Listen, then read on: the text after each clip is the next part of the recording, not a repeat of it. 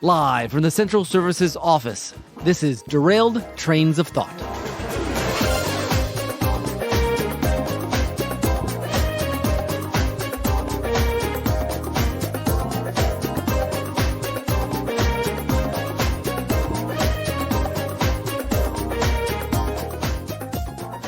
Hello, Tim. We are really in the way here. Yes, there's a lot of hustle and bustle going on. Something's happening. I don't know. This office is either very efficient or just very busy. I'm a little confused because some things look futuristic, but they're all just passing papers around. There's a lot of paper around here. All the computers look a little old, to be honest. It's not that paperless society Bill Gates promised us a couple decades ago. Very strange. Yes. Very, very odd place. But hi. Hi. Yeah, we'll have to go find a corner and maybe they won't bother us. Yeah, hopefully. I don't really want to get in anyone's way here. No. So, welcome to Derailed Trains of Thought, your premier podcast on storytelling. For the creator and the consumer. Yeah, so I'm not used to the first half. I had to remember what I was going to say. We've only been using that intro for... I know, but I always have to do the second half. Not always. Okay. Anyway. I guess sometimes I have to prompt you even if you are hosting. Yeah, I don't always remember. So, well, good job. Yes, thank you. That's it, guys. We're done. I need to encourage you whenever I can. We're done. Goodbye. No, wait. The world's shortest episode. Okay. There's more. Wait, there's more. Yes, there's more. All right. Anyways, how are things going, Tim? I can't complain. Thankfully, Janelle is doing really well with her pregnancy. By the time this comes out, it'll be about a month left. Something like that, or maybe even a little less than a month by the time it comes out. We'll see. So October could be an interesting time for the podcast. Yes. And also by the time this comes out, the second season of Let's Finally Watch This will have started. Which you should be listening to if you haven't been. Indeed, yeah. This month in September, we've been covering from the decades of 1900 to 1920s. Yeah. So that includes one decade with 1913 that we didn't really cover last season. So and that was really interesting. Yeah. So we got a lot of neat history on film for you to enjoy. All right. I guess with that, we'll go ahead and jump into our story school.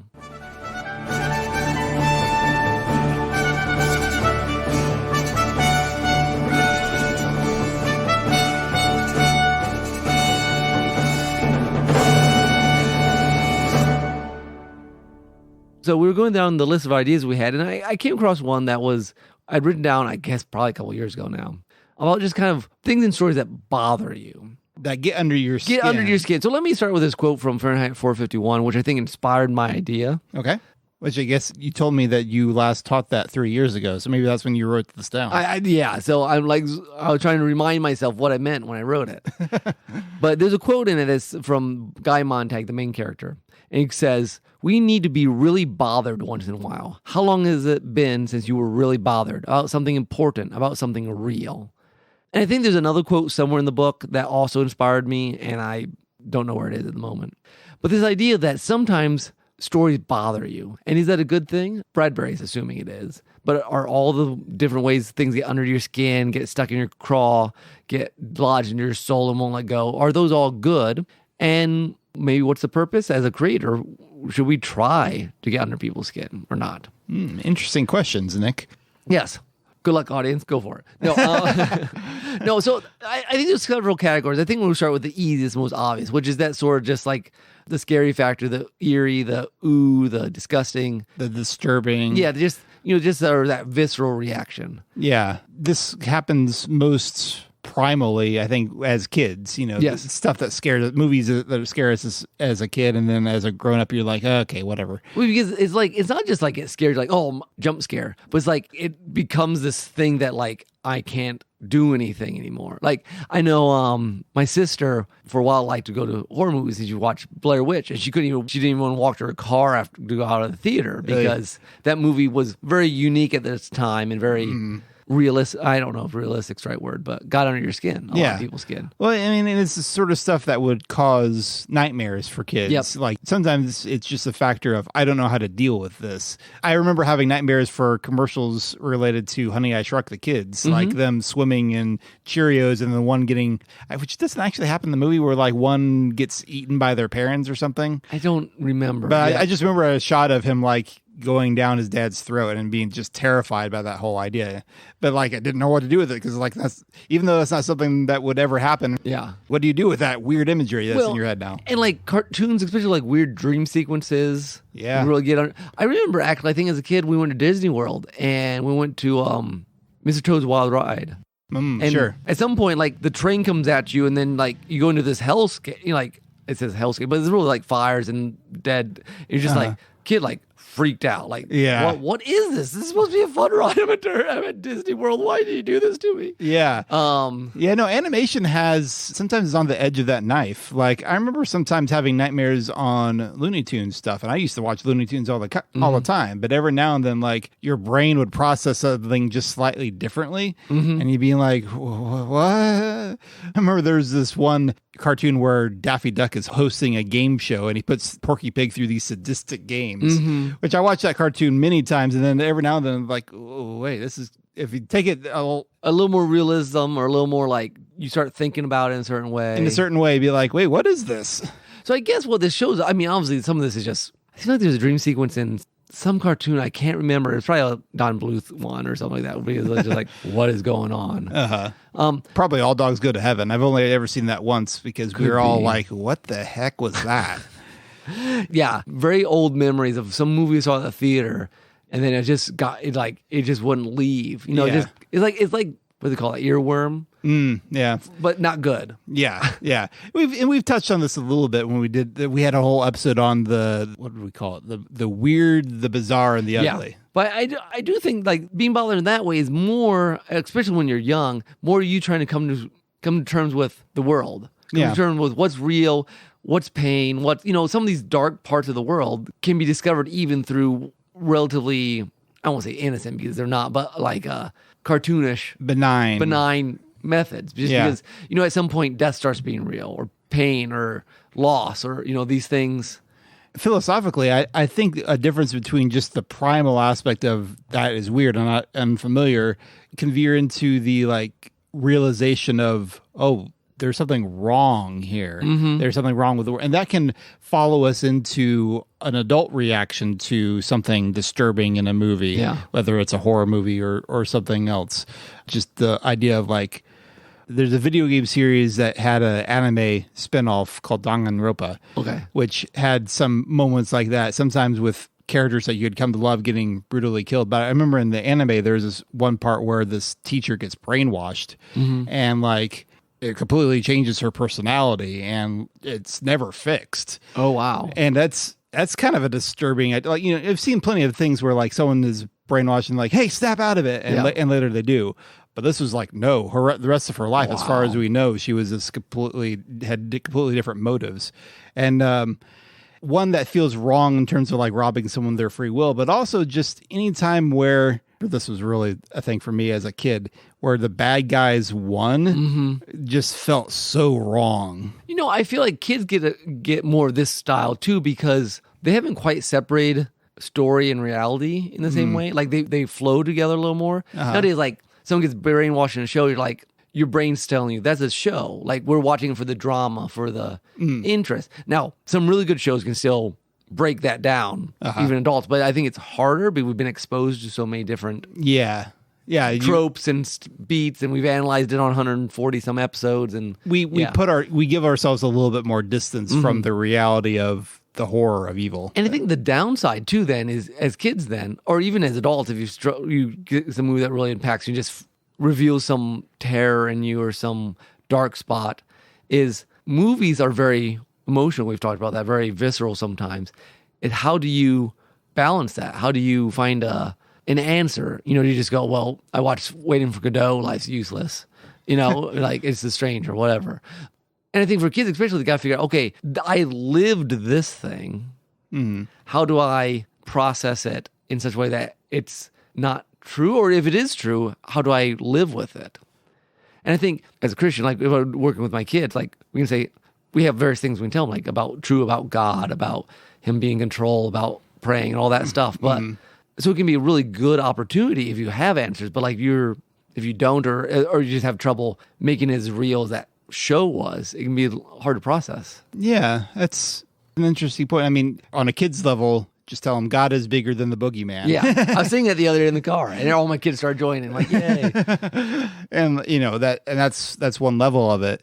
As adults, if we're processing something like Saving Private Ryan or Schindler's List, where like we're confronted with the darkness of humanity, which is real. Yeah. I mean, and that hits harder even in some ways. Like horror stuff bothers me, even not even watching it, just hearing that some people will watch it sometimes be like, why subject yourself to that idea? Why are you exploring this? Why is this some unhealthy obsession? Yeah. I've heard some people say that sometimes those sorts of things are also people's way of processing trauma that has actually happened to them, maybe in a more extreme version of it. Okay.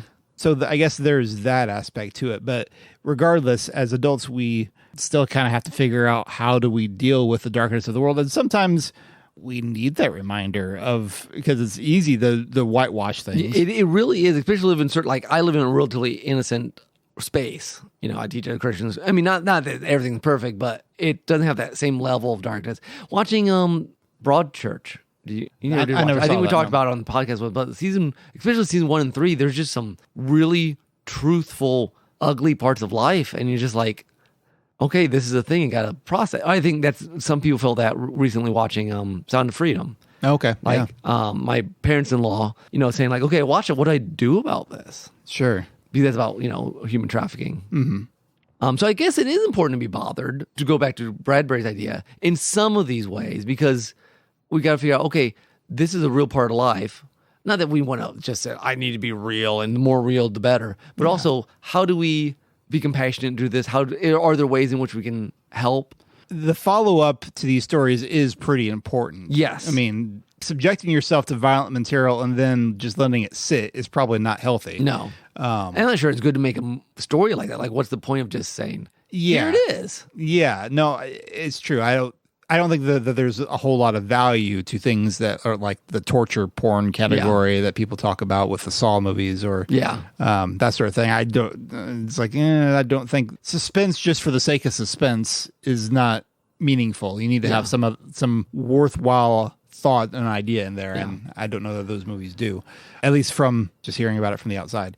But hopefully the ones that are disturbing and have a good reason, then you process that and honestly talk with fellow believers about, if you have questions about like, why would God allow these things to happen, like human trafficking and whatnot. Yeah, don't just sit on it. Think about it. Read about it. And I do think, I guess we're getting kind of into what intersects with your worldview, but at least from a Christian point of view, real wrestling with the theology of suffering and the problem of evil, I think is necessary for a deep faith. Yeah. If I think there are enough people like they have a belief system and then they come across this thing and then they're like, okay, it doesn't work anymore. Yeah. It just throws them off the rails. Yeah. And it is a real thing. But that's true, because if Christianity is true, which we believe it is, it needs to be able to address a lot of different avenues of life. Yes. And that includes the problem of suffering. I guess then we're saying is that some of these bothering things help us be more fully, done right and followed through, can help us be more fully human, more truthfully human. Sure. We're saying if truth matters, we need to know all of it. Well, we don't need to know all of it, but we can be helpful. We need to have a full understanding, not maybe every minutia. Yeah, we don't need to feel everything, but we maybe should just have a relatively comprehensive view of the world. Yeah. So let's move off the sort of just the dark version or the like. Just plain disturbing, scary stuff. Yeah. I think there's also those that are bother you because they're philosophically or maybe existentially challenging in the sense that like, you have a way you look at the world and you see something else in a movie, a book, and you're suddenly like, okay, what do I do with this? I guess it's kind of the same thing we were moving towards, but this is more intellectual, I think. Yeah. And this can apply to even things outside of stories. Like you get into a debate with someone about a worldview issue or a political issue and then be like, it can be kind of startling because like, that there are people who believe in differently than you, but sometimes when you actually encounter one, your brain has to like reprocess, wait, how can they actually believe this? Yeah.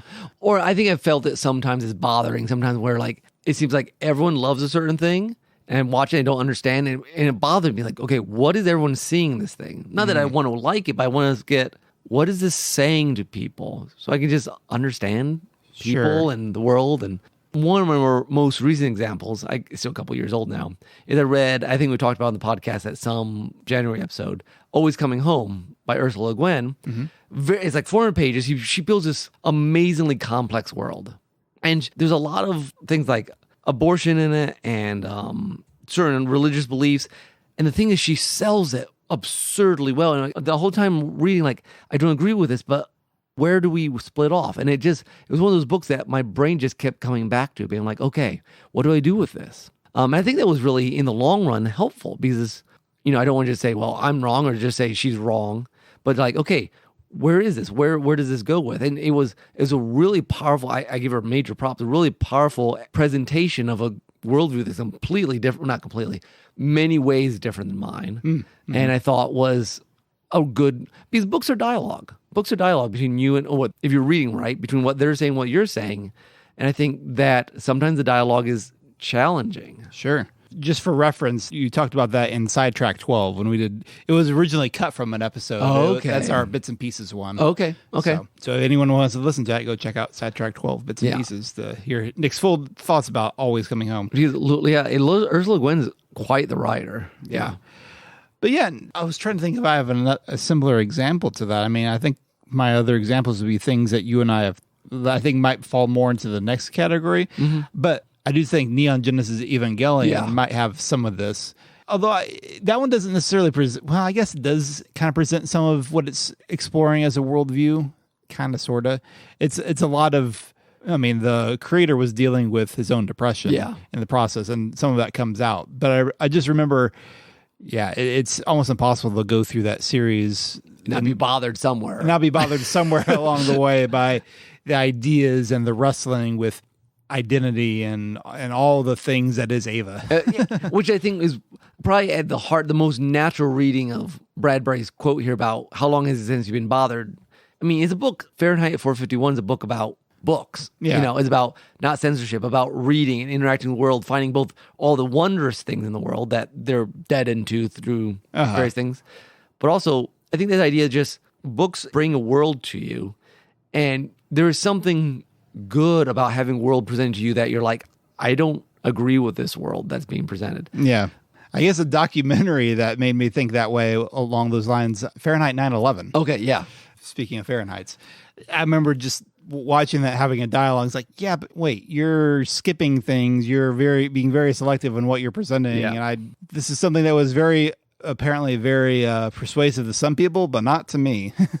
I guess here's a question I'm saying, and I think you're saying too, that it is helpful or sometimes good to read these things or watch these things that are contrary. Do you think that's always true? Or, is it better just only absorb the stories that are more in your line? I think it's good to have a diet of things. I think it's fine to spend more of your time on the things that are good. But I mean, it's good to, I think, occasionally explore the things that you're going to disagree with and see, one, maybe there are going to be some points like, okay, that's a fair point, but I may not like these other points. Well, I mean, I guess that's kind of when we were at Taylor, we had I don't remember which theology class, but where we read Brave New World, Siddhartha, and our favorite, The Stranger. Our favorite to make fun of. Yes. Foundations of Christian Thought, which I always thought was a funny name because, I mean, it starts with foundations by also explaining what other worldviews are. Yeah. When I guess we did C.S. Lewis. We did it was Out of the Silent Planet. Out of the Silent Planet, yeah. Which is not as good as Paralandra. But you need to read Out of the Silent Planet first. Well, like right now we're reading Call of the Wild with my students again. I hadn't done for a couple of years.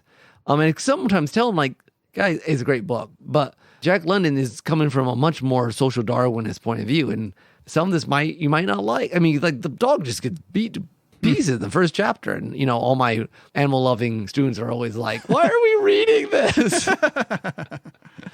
Okay, that's a minor version, but it's done in right and kind of, I guess, especially as you're growing up, sparingly. It does stretch you, or in some ways, it would come from belief system.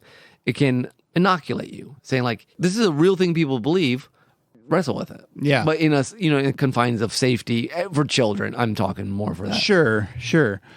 Yeah, and I do think, so there's a book that I think a lot about when it comes to, I haven't reread it in a long time, but I think about it a lot when it comes to the church interacting with culture. And it's a book called Real Spirituality, REEL. This focuses on film. And I may have mentioned it on here on the podcast before, but it's probably been a while. But the part I most remember from that is talking about the history of the church and how it interacted with film over the decades and how different Christians would respond with different attitudes, some fully embracing it, some being much more like restrictive on it. Yeah. But I remember thinking I'm probably mostly on there's a step removed from like fully embracing. That's the dialogue step that I tend to probably most fall on. Yeah, I think we both are largely there, yeah. And an example of this dichotomy of how the church reacts to it was Martin Scorsese's movie, The Last Temptation of Christ. This is all going off of my memory from watching it junior in college, so bear with me. But there was a huge controversy about when that came out, thinking it was blasphemous and all this stuff. But Scorsese is, I think, nominally at least a Catholic. Yeah. And there's a text in the beginning of the film saying this is not meant to be a historical representation of Jesus, it's an exploration of his humanity and this kind of stuff. And I think it's more worthwhile to take him at his word there than just blanket, this is an affront to who Jesus is. Okay, yeah. Because no, it's not a biblical accounting. It's an interesting exploration. It's less biblically faithful than, say, The Chosen is. Yes. But he's exploring the story as an artist and in good faith as someone who's not trying to denigrate the story, but just explore aspects of it. And it's more, in my perspective, it's more worthwhile to have a conversation with that. Yeah. Even if and I remember watching it and like processing, I didn't like this, but this was interesting. Yeah. And that had a nugget of truth there. So yeah, that's where I think, that dialogue is useful. So I think, especially on this level, the being bothered to process well requires a lot of, I guess, patience and thought. Just being bothered and being done with it might be better for some people. Like, I'm not going to do this because I can't. I don't have the brain. I don't have the brain space for this. I can't, or I don't have the frame of reference to. I know what I think, and I don't want to deal with that. But then again, you do every once in a while want to be challenged because, I think we're all looking for the truth. Yeah. Again, it will depend a lot on the person, and as a parent, that's also something you have to be aware of. Like, where's the line, and how do I want my children to respond to this kind of stuff? Like, my family, my folks didn't have us watch The Lion King growing up because of there's There's a lot of animism and stuff like that. Yeah. And they just you don't need to worry about this at your age. It's not something that should be, they didn't want to see that in a kid's movie, which I respect that. And sometimes I think that's smart to be like, look, this worldview idea is wrong versus just ratings. Yeah. But here's an interesting question. We say that, but at the same time, I know that your youngest just went through Avatar: The Last Airbender. Yes. How old is she?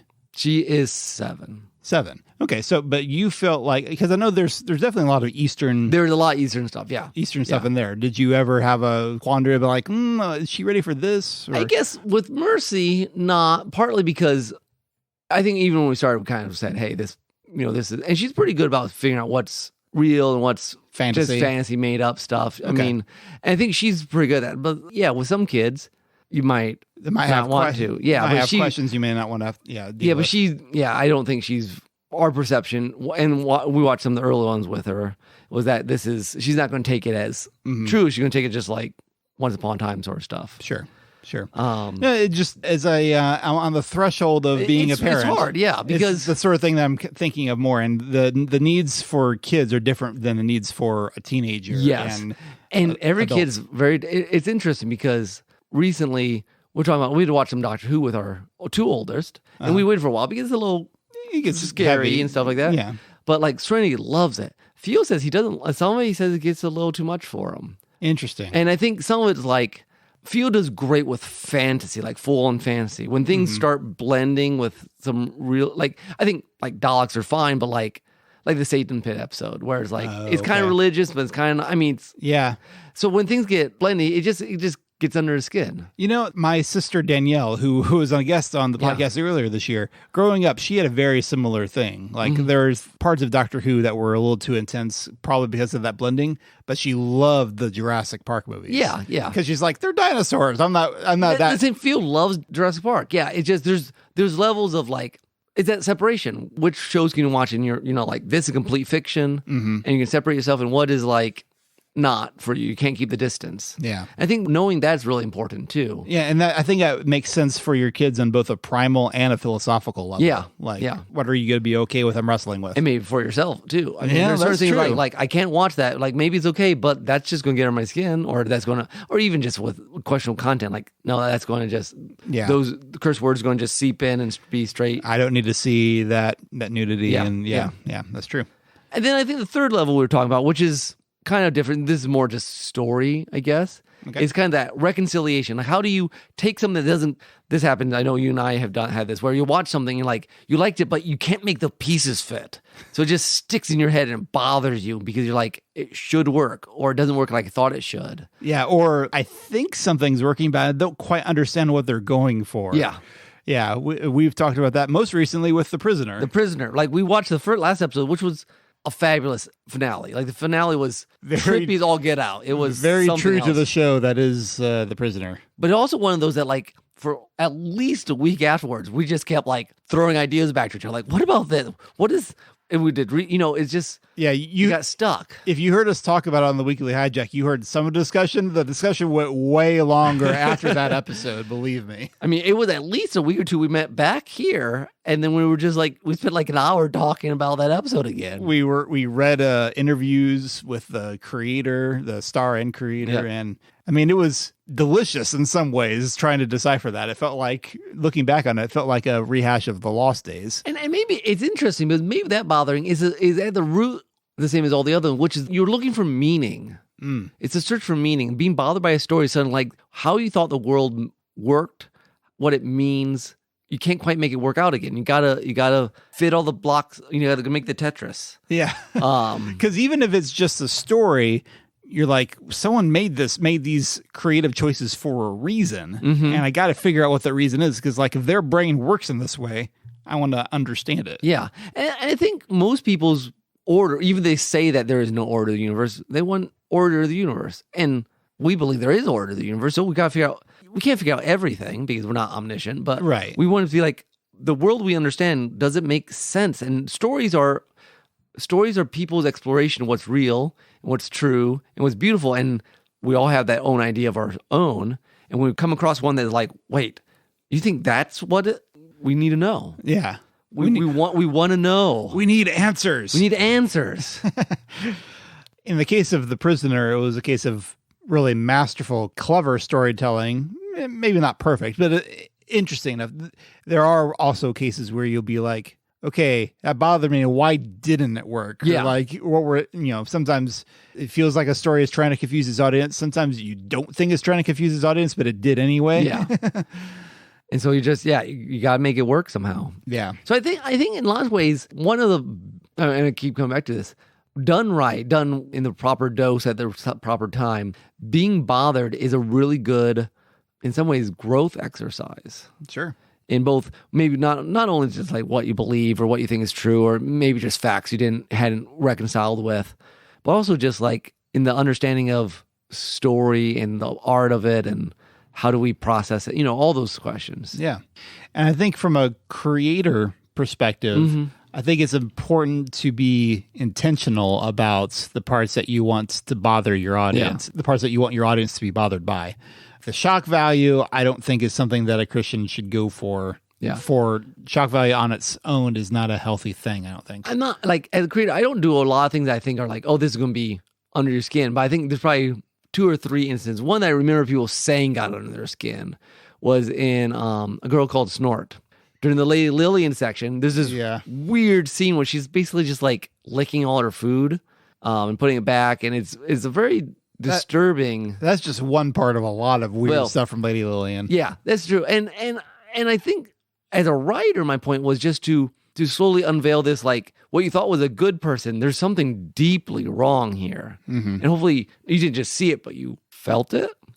And I guess your other example would be from Strin and Fred, the mound. See, I had forgotten about that one, but yes, which is just also the world's wrong. Like that scene is especially about like, this is the sick part of the world and trying to make you feel that. And I think that got under people's skin to a certain extent. It was gross. Between the mound itself and then the madman's reaction. Yeah, it was just, it's nasty. And again, it's almost like especially the madman's very broken. He like in some ways sees horrible things as good and good things as like his whole world's upside down. And that should make you feel wrong. You know, in some ways it's good to feel bothered about things that are supposed to bother you. Yeah. I mean, that sounds weird and obvious, but it's not always. Like sometimes we try to feel good about things that should bother us, which I think is really bad storytelling. Yeah, well, I mean, there's a lot of that in our current culture today. Yeah. And so I think in some ways, I don't know if you ever talked about this, as a creator, making the things that are supposed to be wrong bother to the audience is not necessarily a bad thing. Yeah, and it's not necessarily as obvious as you would think it would be. And maybe that in some ways that it can be a redemptive work, that sense that like reclaiming that this is supposed to bother you. Yeah. Like in some ways, trying to find ways to make old sins or old whatever that people don't care about anymore, make them seem wrong again, might really be a good story thing. I can see that. I just now thought of that. I need to do that more often. Maybe that's a good ending spot. Make people feel bad. Make people feel bad about what's bad. Yeah. I mean, I know I just say this every year probably about this time, but I'm teaching Romans again for 8th grade. And the first two chapters basically like, all right, you're horrible. But again, Paul has to start with that because we got to know that this stuff is bad before we can get to why certain things are good. And I think a creator who can properly make you feel good about good things and bad about bad things, as obvious as that seems, is really a really good skill in a confused world. A lot of that really focuses on the first aspect, the scary or the as a creator, if you want to be the other things, like one, present a philosophy for people to wrestle with. Honestly, if you're being truthful to your philosophy in some way, hopefully people from another worldview they'll just be like, "What? Why are you saying this?" Yeah. But the third thing, don't know that necessarily every story needs to be as confusing as the finale to The Prisoner. No, I think that's a very specified type of story. Yeah. I think those stories have to be a little more philosophical and head trippy to begin with. And not necessarily the norm. No, I wouldn't say that was the norm. That's your specials. All right, I think that's a good wrap up for Story School. So now we're moving to soundtrack.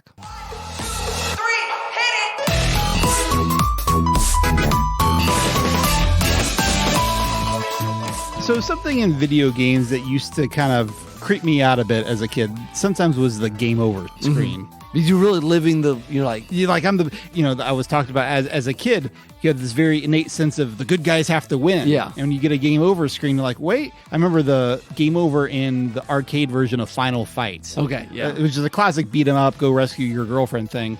The game over screen is your character tied up with like a dynamite in front of them. Yeah. And it'll count down, like, you want to put in more quarters to save your character? And if you don't, well, and he looks pretty scared. He's about to get blown up.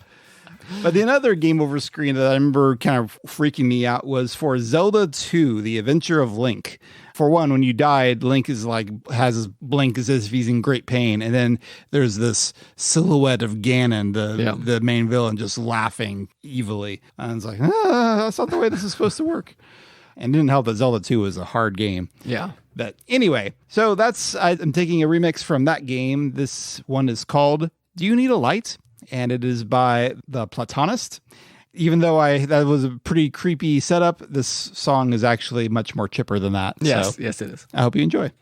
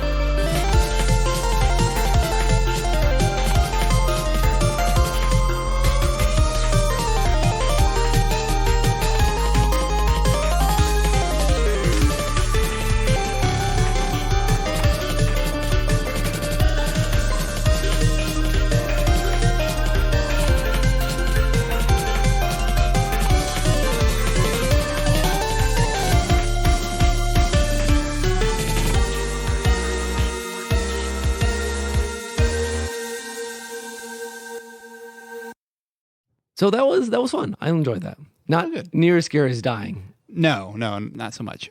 All right. Next, we'll go on to Once Upon a Scene.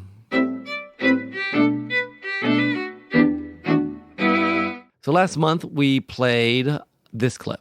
Humans do not fight in the Mutai. Go back to Earth. Walker Smith. And I don't think you check the email. We don't have no one in the email. Now I was listening to the podcast in the car, just go over it before it got published. Or I think maybe even after it got published because I was late.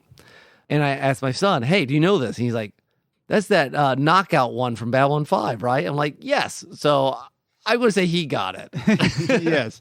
Again, I guess to be fair, we are recording this only like a week after the episode came out. So that's true. If you did email us since then, we'll try. Congratulations. We'll make a note of that and mention it next time.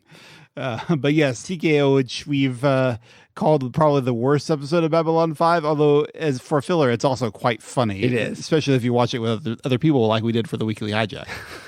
Even if you didn't listen to the Weekly Hijack Babylon 5, it might be worth listening just to TKO one. We had a blast. Ripping that one apart. It's Walker Smith. Walker Smith. The disdain he says that. Because, of course, every science fiction show at some point just does a Fight Club episode for no good reason. I don't understand.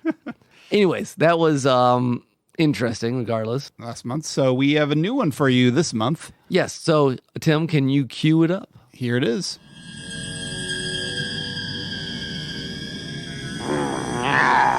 Yes. And now the beam will rid you of your fears, your thoughts, your vital essence.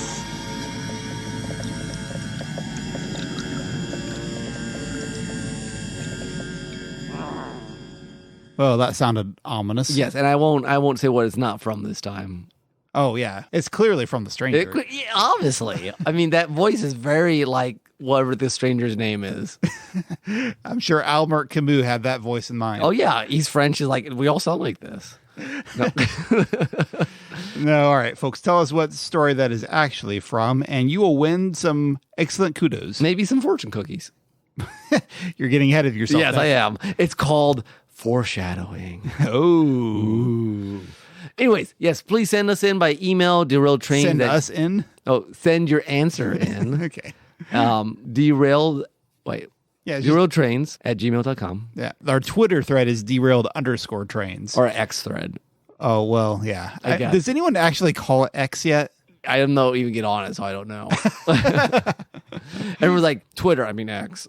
No, I don't think it's going to change. It's forever Twitter. Yeah, probably at this point. Yes, you can message us on Facebook as well. That's right. So please do. We'd love to hear from you. And you write the stranger as the answer, you win. No matter what. Don't encourage him, folks.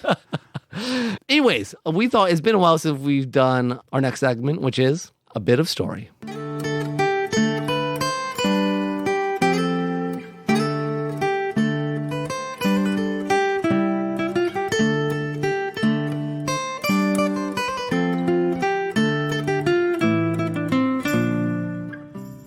We were trying to think through, like, okay, what bit of story? Because we usually just pick one of my flash fictions, and I've not been particularly proactive writing lately. Now, we did do Bradbury. Last time we did a Bradbury. It was a lot of fun. Yeah, it was. But this time we're going back to the well of worksofnick.com. It's this website that doesn't get updated much anymore. No, it needs to, but yeah, it'll be a bit. But anyways, we're like, okay, what kind of goes with our theme? We like to kind of tie it in.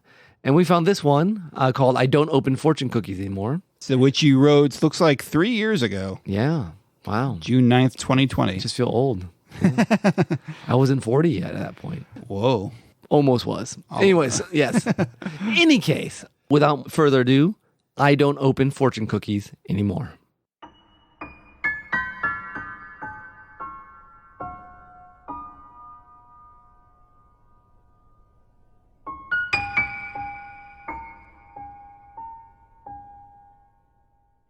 I used to open the fortune cookies at Chinese restaurants just like everyone else. You know, you read the fortune, if it even is a fortune anymore, and not just some pithy bit of half wisdom. You will succeed in business. You know, that's how fortunes used to read. And you didn't really believe it. I never knew anyone who did, but it made you feel better, gave you a sort of buzz. Everything's going to be okay. I don't know why. I don't think anyone really believes those things. Not really. But we like them. Never met anyone who didn't like them. Well, no, one time there was a guy at a business meeting. He was a Christian and said he thought the fortunes were superstitious and he didn't much care for them. I thought that was really funny. Back then I did. I don't open fortune cookies anymore.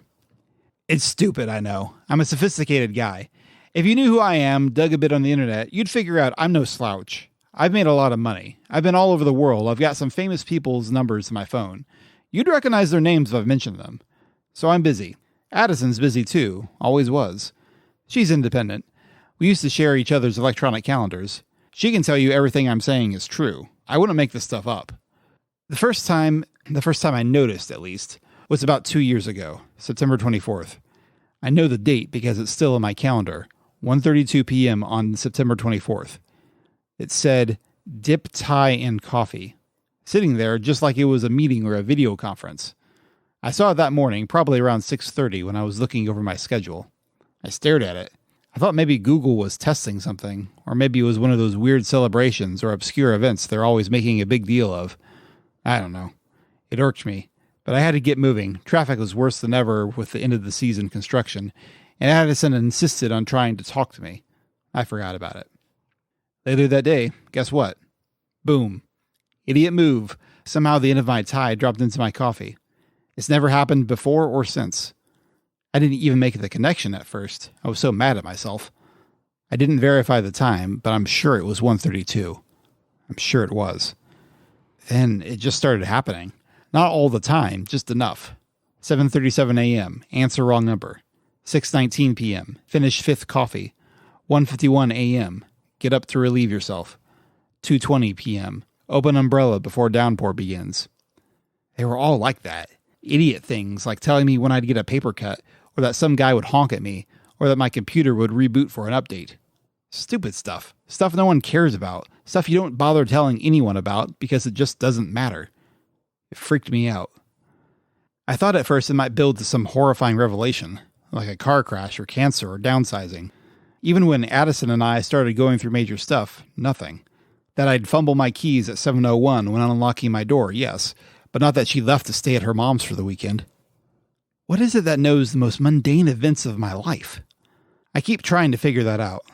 Maybe it's some glitch in the Matrix. Maybe it's AI in the surveillance state. I don't know. It makes no sense. Maybe a future version of myself is leaving me coded messages. If so, future me is way smarter than current me. I think about these things at night. A lot. More than I want to admit. What madness would possess a man, a being, to fixate on such useless, worthless details? Why am I being stalked? Is God watching my every move? There is one fortune cookie message I remember. You never remember them, really, do you? They just blur together. But it was a Thursday at the Chinese buffet down on Jackson. I remember because it was the first date we took after our honeymoon. Addison had General Zhao's, like she always does, and she laughed when she opened her fortune. She handed it to me. You'll be lucky in love. Guess I am, she said, grinning. I don't remember what we talked about, or when the buffet went out of business, or even why exactly we stopped listening to each other. But I remember that stupid fortune, and I remember it was 12:43 at night the first time she arrived home after a business trip, and I remember that she beat me by 105 points at Scrabble one time. Her old phone would stay at 3% battery for more than an hour and then die. There was a way she jangled her keys I could pick out in a crowd. At some moments, I stopped noticing these things. I stopped paying attention. It's just what happens sometimes, right? Things happen. But that's what really gets me, I think. What keeps me up at night. I think deep down, I don't really worry where the messages come from. I worry that someday I'll open the fortune cookie and it'll be empty.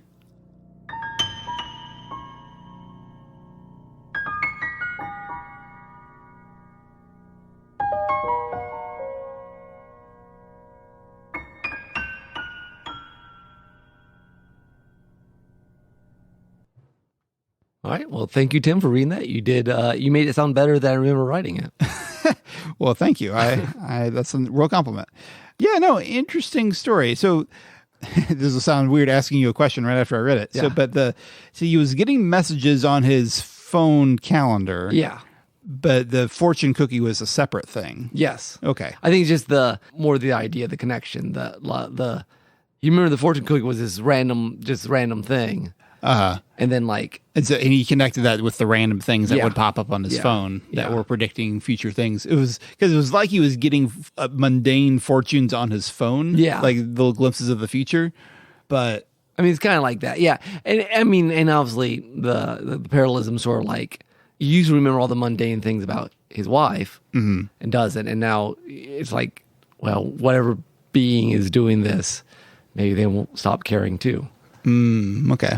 Yeah. Interesting. It's a weird idea when I came up with it. I tried to make it tie it all together. I think it works pretty well, but yeah. it's hard to articulate exactly. It kind of hangs there. It does kind of hang there. Hopefully letting you ruminate over it a bit. And Yes. maybe you'll stick under the reader's skin like it stuck under the main character's skin. Or at least then you'll get your fortune cookie and be like, oh, I read a story about this one time. It was weird. It's a nice little case study there. Yes, then, there I you guess. Or object. What's that called? Where an object has an important part of the plot. Not a MacGuffin, but No. German expressionism. No. a thematic. Well, yeah, I guess there was a lot of meaning tied to a specific object thing. Yeah. All right. So that was our bit of story. So we have a little bit of time left. We do. It's been a while. It's been probably too long, Nick. So it's time It is time. for pun times.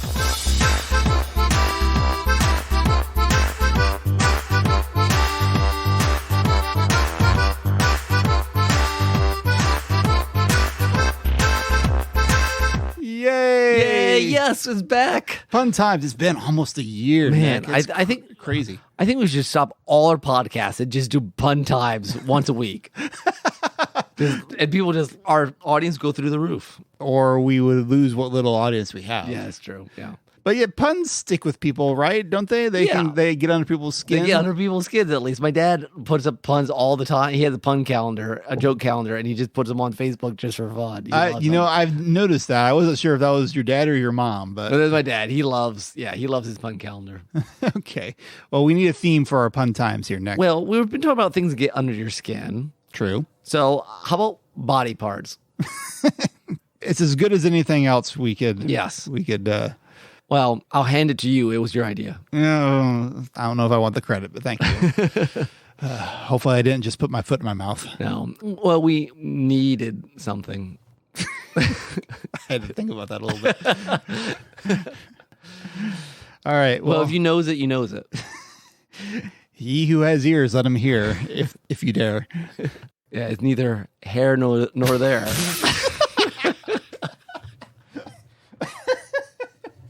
I see what you did there. I was trying to get ahead. Tim, you just got to make sure you toe the line. You're giving me a belly full here.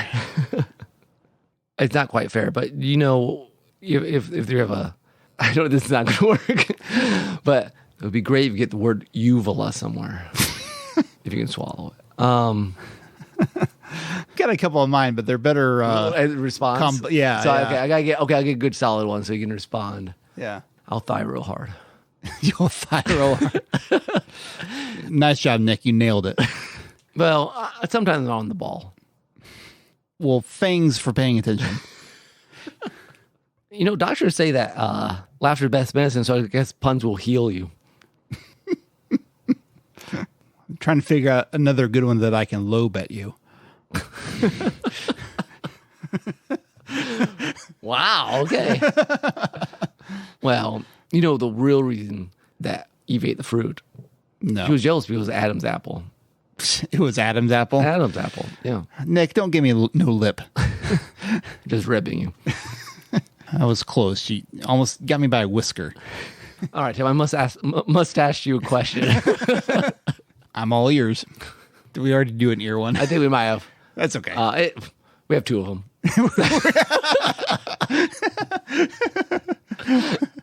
Well, if we were in a competition, I think we'd be neck to neck. But but I wouldn't want to waste any puns. You gotta admit that was pretty hip. Yeah. I don't care, Nick, as long as you don't make me the butt of any of your jokes. I won't. There's an astronomical joke we would make right here, but Boo. boo. Nick, you better nipple that in the bud. You know what the most untrustworthy part of your body is? No. The fibia of the. Isn't fibia? Yeah, that's. I think so. Yeah, Yeah. that's. Yeah, there we go. I ruined it, but there you go. No bones about it. All right, Nick, let's not browbeat this thing into oblivion. I'd say we've given our audience some good ribbing. I think so. We put a lot of heart into it. Yep. All right. Well, good. I think most of those puns were pretty fresh. Pretty fresh? Fresh. I don't know. I'm not going to complain. I don't have much skin in this game. All right. I guess we better stop before we get cheeky. Okay. Fine with me. I don't have too much teeth in this game. Oh boy. Yeah. Okay. Yeah. Before we get put into a cell, let's stop. Oh boy. I mean, well, a place like where we're at right now, I'm sure they got some nasty bowels they could throw us into. I'll tell you what. If you're going to go into a pun times with Tim, you need to have some spine. So. Some good backbone. Good backbone. Yes. Yes. All right. So as long as you can stomach it. as long as you can stomach. Yes. Live or die.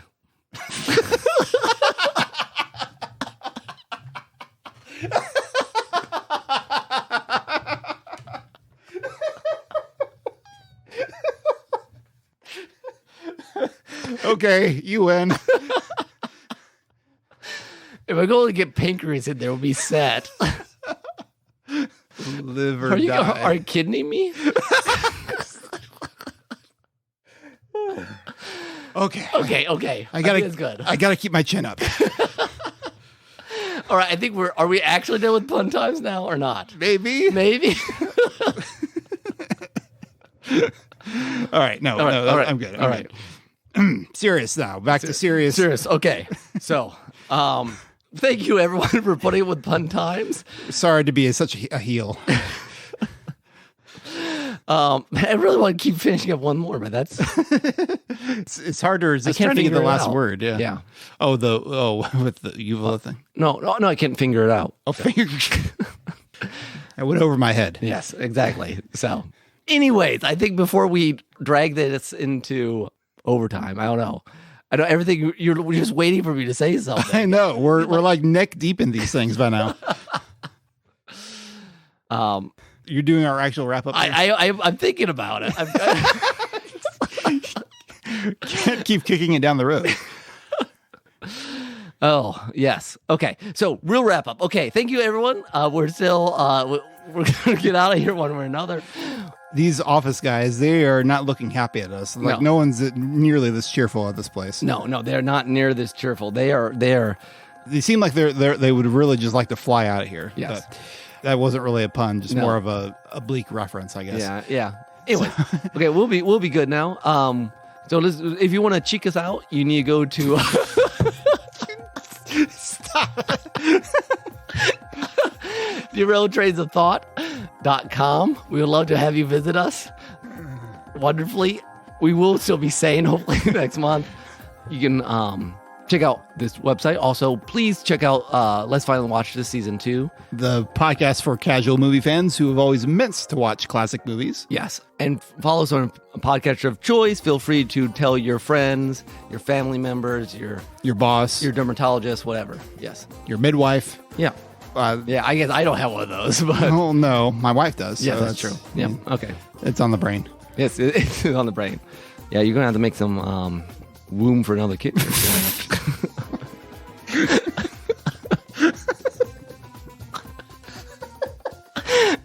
All right, we better get out of here before we. Yes, do your soundtrack. Okay, my soundtrack. I actually picked this song only because I love this song and it gave me a good excuse. So it's from a game called Shivers, and I picked it because the game's called Shivers, and we were talking about things that got under your skin. Mm-hmm. Things that'll give you goosebumps. Things give you goosebumps, exactly. So this is called Cerebral Rose Jam, remixed by Israfel. It's just a really neat song. It's a little longer than we pick sometimes, but not Glowworm Gym length. Only about almost 5 minutes. Yeah, but and it's a very interesting style, very unique sound. I have to agree with the overclocked remix judge who said that he thought this would be a good makeout music. Oh, I was okay. like, yeah, that makes sense. All right. Well, I mean, I have not tested it myself. okay, audience, you're no. All right, well then we need to get out here. I hope you enjoy. This has been Nick. And this is Tim. Bye bye. So long.